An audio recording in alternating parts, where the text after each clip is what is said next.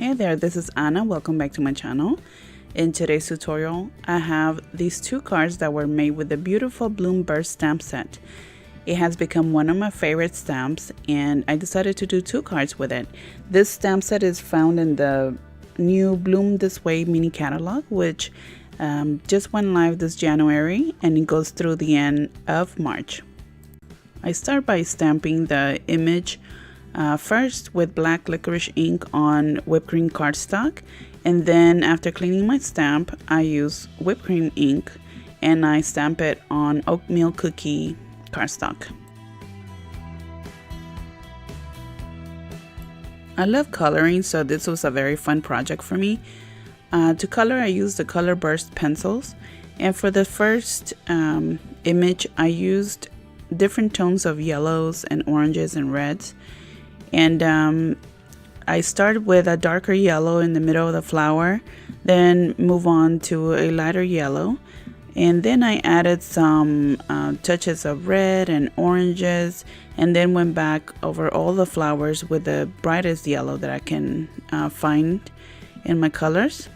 I went back with a little bit of orange to add some shades throughout the image. And in reality, you can combine any family of colors as you wish. There you see me blending it with baby oil in a blender stick. And then I went back and added some black on the already shaded areas that the stamp originally had, but I lost a little bit when I added the yellow.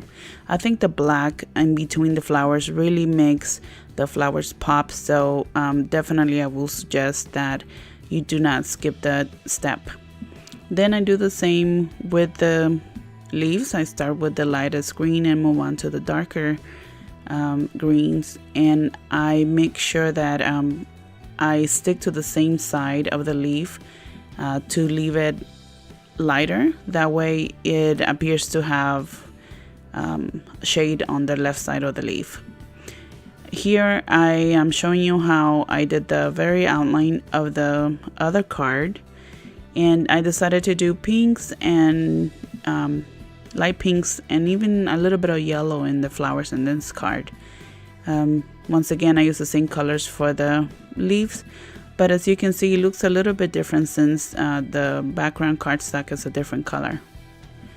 Then I decide to add a little bit more purples to the flowers, and then you will see me adding a darker purple to the edges of the flowers, and even a darker purple instead of the black like I did on the other flower, to accentuate the dark spots in between the flowers. And I think that's what really made all the rest of the flowers pop in this picture as well. Now it's time to do some fussy cutting using my Details Pro shears. This is not a difficult job to do.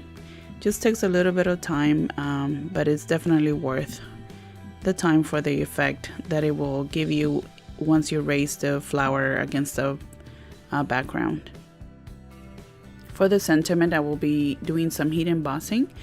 In this instance, I am using Lavender Fusion ink and clear embossing powder on top.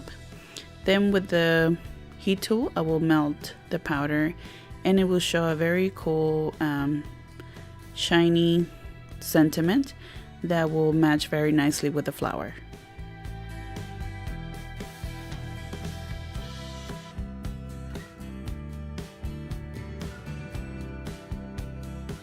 For the other card, I am also doing heat embossing, but in this case I'm using clear pigment ink and then white embossing powder on top. Then of course go ahead and use the heat tool to melt the powder, and it will reveal this very crisp sentiment that will look very nicely against the black licorice panel. And to get some texture to the panel, I'm using gold citrus cooler and bronze silks, and I'm just tapping the handle a few times just to create some fun spots that will give a beautiful background for the flower. I also add some gold silk to the card base, and I will set those aside to let dry and continue working on my other card. I am using corrugated cardstock and these blue fetties, which are actually free with any $50 purchase. And I will adhere them using easy glide tape, and all you need to do is put the tape on the background and then glue the dot on top. I found that that was the easiest way to adhere them. Then using small foam squares, I will attach the flower and cut the sentiment, and I use a photo pin element to hold the sentiment. I tuck the photo pin behind the flower using a small foam square, and I also add some foam squares to the sentiment itself. I also use some silver silk to add a little bit of color and texture to the sentiment itself, and I'm going straight to the paper and just creating some small dots. And I thought that was very cute and kind of matched the background as well. Then I decided I also wanted to add some washi tape, so I'm using the Fresh Lame Journey tape. I'm using the very last one, the green with the glitter. And I just add a few lines towards the bottom, the middle, and the top of the card. Of course, if you would like to add these, I will suggest adding them before you add the flower, just to make it a little bit easier. But it can definitely be done after, just like I did here. And now that my background is dry, I can continue putting the other card together. I'm using licorice sparkle tape to add a little bit of accent to the sentiment. Then once again, I use foam squares to attach the flower, and also I will add it to the sentiment as well. And to add a little bit of bling, I'm using Fashion Gold.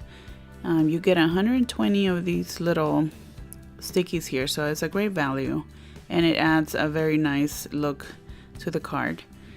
For the centers of the flowers, I decided to use white silk, which will give it a little bit of color and also some shimmer. I think it turned out pretty nice. And I decided to also add it on the second card.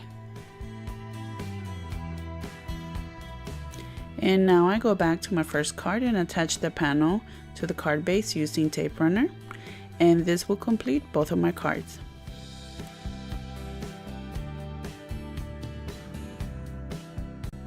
I hope you enjoyed the tutorial and that you can see that this stamp set is very versatile. You can use it with many different colors and different themes, so it's a very fun stamp set to have.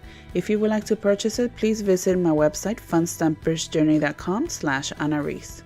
To learn more about becoming a Fun Stampers Journey coach, please go to my website and click on Join My Team. Next time you're on Facebook, come and look at my page. There you will find more information on new products and events. If you enjoyed this video, I would appreciate a thumbs up, and don't forget to subscribe to my channel. Thank you so very much for watching. If you have any questions, please feel free to leave a comment below or send me an email. Take care of yourselves, and I hope to see you next time.